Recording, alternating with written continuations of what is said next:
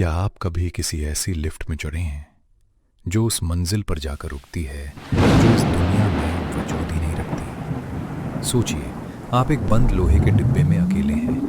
ऊपर जाने का बटन दबाते हैं और अचानक सारे बटन काम करना बंद कर देते हैं। हर तरफ घोर अंधेरा छा जाता है और आपको अपनी गर्दन के ठीक पीछे किसी की बेहद ठंडी सांसों का एहसास होता है। आज की कहानी सुनने के बाद अगली बार जब आप अकेले किसी पुरानी लिफ्ट में कदम रखेंगे तो बटन दबाने से पहले आपके हाथ कांप उठेंगे। आदित्य एक बहुत बड़ी मल्टीनेशनल टेक कंपनी का जोनल मार्केटिंग हेड था। अपनी फील्ड में बेहतरीन काम करने की वजह से उसे मोटी सैलरी मिलती थी, लेकिन इस काम के बदले उसे अपनी जिंदगी का एक बड़ा हिस्सा सफर में और अलग अलग शहरों के होटलों में बिताना पड़ता था। कई बार तो ऐसा होता था कि वो अपने खुद के घर से ज्यादा वक्त अनजान होटलों के कमरों में गुजारता था। ऐसी ही एक मनहूस रात आदित्य नीलगिरी एक्सप्रेसवे से होते हुए एक बेहद जरूरी क्लाइंट मीटिंग खत्म करके अपने होम टाउन वापस लौट रहा था। पहाड़ी रास्ता था और मौसम ने अचानक अपना सबसे विकराल रूप अख्तियार कर लिया। बारिश इतनी मूसलाधार थी कि मानो आसमान फट पड़ा हो। विंडशील्ड पर गिरता पानी इतना घना था कि आदित्य के पर्सनल ड्राइवर रघु को आगे का रास्ता दिखना बिल्कुल बंद हो गया था। कुछ ही मीटर की दूरी पर क्या है, यह अंदाजा लगाना भी नामुमकिन था।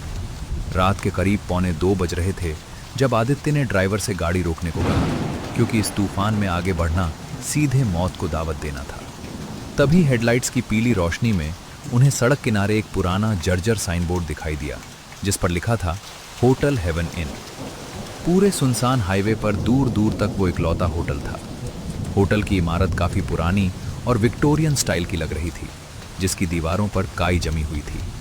एस्तादोए ने ज्यादा नहीं सोचा, क्योंकि थकान बहुत ज्यादा हावी थी।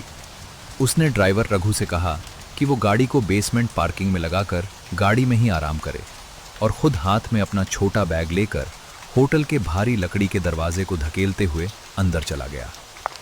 होटल के अंदर कदम रखते ही आदित्य को एक अजीब सी ठंडी हवा का एहसास हुआ। वो सामान्य एसी की ठंडक नहीं थी, बल्कि वो एक ऐसी सिहरन थी जो सीधे रीढ़ की हड्डी में उतर जाती है। लॉबी में पीली टिमटिमाती रोशनी थी और रिसेप्शन काउंटर पर एक जवान लड़की बैठी थी। आदित्य उसके करीब पहुंचा, लेकिन लड़की ने अपना सिर नहीं उठाया। जब आदित्य ने टेबल को थोड़ा थपथपाया, तब उसने अपनी नजरें उठाईं। उसकी आंखें पूरी तरह सूजी हुई थीं और उनके नीचे गहरे काले घेरे थे, मानो वो सदियों से सोई न हो। उसका चेहरा बिल्कुल पीला और बेजान था। थकान के मारे आदित्य ने इन अजीब बातों पर ज्यादा ध्यान नहीं दिया और सीधे एक सिंगल रूम की मांग की। लड़की ने बिना कुछ बोले आदित्य का आईडी कार्ड लिया और बिना किसी हलचल के दराज से एक पीतल की भारी चाबी निकाली, जिस पर रूम नंबर 404 खुदा हुआ था। चाबी देते हुए लड़की ने बेहद ठंडी और सपाट आवाज में कहा कि लिफ्ट दाहिने हाथ की तरफ है, लेकिन थोड़ा सावधान रहिएगा। आदित्य ने हैरान होकर इसका कारण पूछना चाहा, लेकिन लड़की फिर से नीचे देखने लगी, मानो उसने कुछ कहा ही न हो। आदित्य बुदबुदाते हुए लिफ्ट की तरफ बढ़ गया। पुरानी लोहे की ग्रिल वाली लिफ्ट ऊपर आई।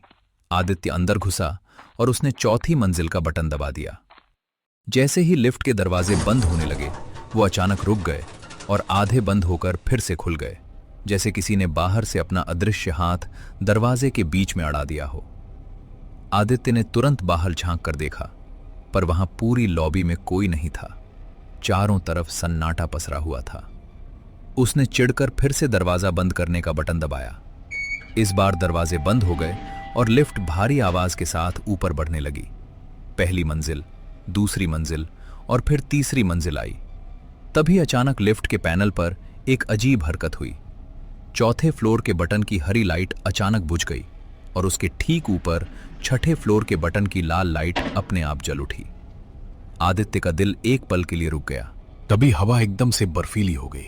आदित्य को महसूस हुआ कि लिफ्ट के उस तंग कोने में उसके ठीक पीछे कोई खड़ा है। उसे अपनी गर्दन के पीछे किसी की बेहद ठंडी और बदबूदार सांसें महसूस हो रही थी। डर के मारे उसका पूरा बदन पसीने से भीग गया। उसने हिम्मत जुटाई और झटके से पीछे घूमा, लेकिन वहां कोई नहीं था। तभी लिफ्ट का पीला बल्ब अचानक टिमटिमाते हुए बुझ गया और लिफ्ट पूरी तरह से घोर अंधेरे में डूबकर एक जोरदार झटके के साथ रुक गई। आदित्य घबराकर पागलों की तरह चिल्लाने लगा। और लोहे के दरवाजे को पीटने लगा कि कोई उसे बचाए। तभी अंधेरे में एक बर्फीला सूखा हुआ हाथ अचानक आदित्य के मुंह पर आकर चिपक गया, जिससे उसकी आवाज उसके गले में ही घुट गई। तभी उसके दाहिने कान के बिल्कुल पास एक बेहद भारी और सड़ी हुई आवाज फुसफुसाई कि वो गलत मंजिल पर आ गया है और यहां से कोई वापस नहीं जाता।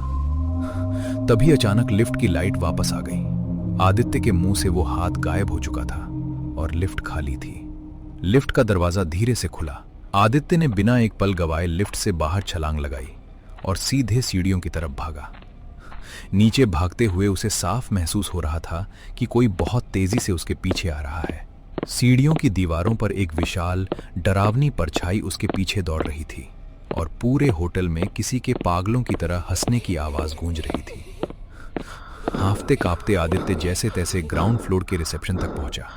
उसकी हालत देखकर रिसेप्शनिस्ट लड़की ने उसे पानी दिया। आदित्य ने हांफते हुए कहा कि तुम्हारी लिफ्ट चौथी मंजिल पर नहीं रुकी, वो सीधे छठी मंजिल पर चली गई। और वहां कोई उसका गला घोट रहा था। रिसेप्शनिस्ट ने आदित्य को बेहद ठंडी नजरों से देखा और पानी का ग्लास टेबल पर रखते हुए कहा कि हमारे होटल हेवन इन में तो सिर्फ 5 ही मंजिलें हैं, छठी मंजिल तो इस पूरी बिल्डिंग में कभी बनी ही नहीं। ये सुनते ही आदित्य के होश उड़ गए। वो पागलों की तरह होटल के बाहर भागा, सीधे गाड़ी में बैठा और ड्राइवर पर चिल्लाया कि गाड़ी तुरंत भगाओ। जैसे ही गाड़ी होटल के गेट से बाहर निकली, आदित्य ने कांपते हाथों से गाड़ी के पीछे वाले शीशे में देखा।